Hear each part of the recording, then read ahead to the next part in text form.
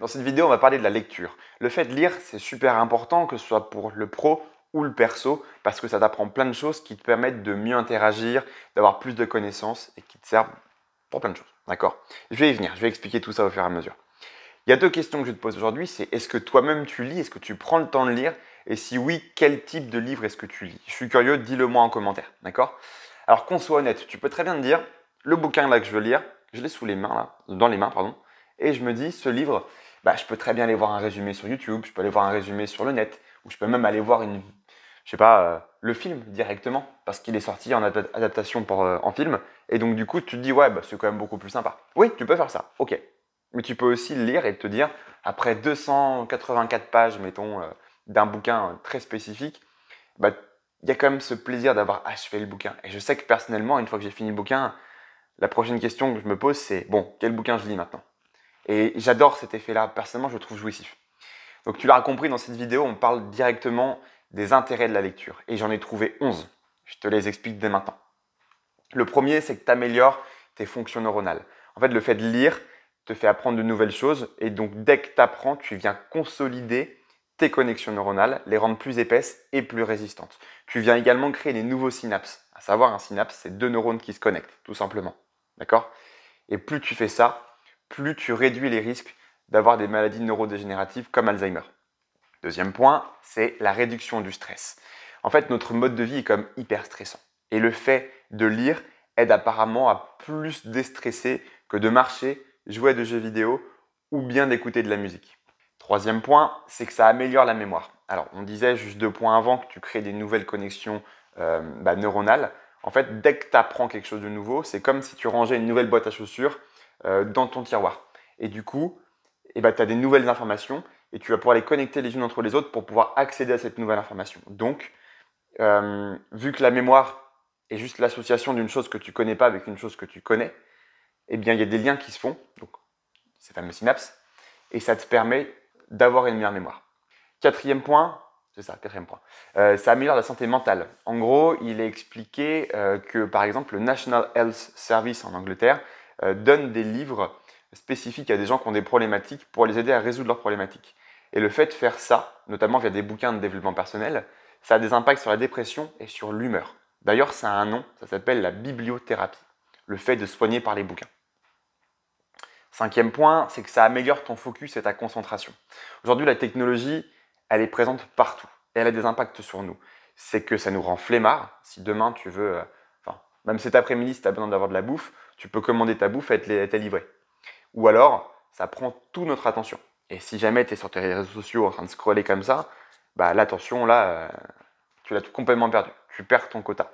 D'accord? Donc, c'est quand même quelque chose de triste et de dommage.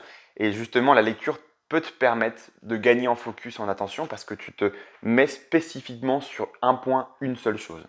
Ça t'améliore le QI. Des études montrent en gros que si on lit durant notre enfance, idéalement beaucoup, on devient des adultes plus intelligents. Une deuxième étude montre que sur des jumeaux, ils en ont pris 2000, que celui qui a les meilleures capacités de lecture, en étant jeune, fait les meilleurs scores sur des tests d'intelligence. Bon, après, il n'est pas trop tard. Si jamais tu te mets à lire maintenant et que tu as, mettons, même 30, 40, 50 ans, c'est pas grave. Dès que tu commences à lire, ton cerveau va s'adapter, prendre des nouvelles connexions neuronales et tout va s'améliorer au fur et à mesure. Il n'est pas trop tard. Moi, j'ai commencé à lire un peu plus, commencé à lire à 25 ans à peu près. Là, j'en ai 29. Je suis content d'avoir commencé à lire. Je me sens moins bête au fur et à mesure. Alors, ensuite, ça permet d'augmenter le temps de vie. Il y a une étude de l'université de Yale qui dit que sur des milliers d'adultes qui lisent, déjà qui sont âgés d'une cinquantaine d'années et qui lisent régulièrement à hauteur de 30 minutes par jour des livres, eh bien ils ont une moyenne de 2 ans supplémentaires par rapport à ceux qui lisent des magazines et des journaux.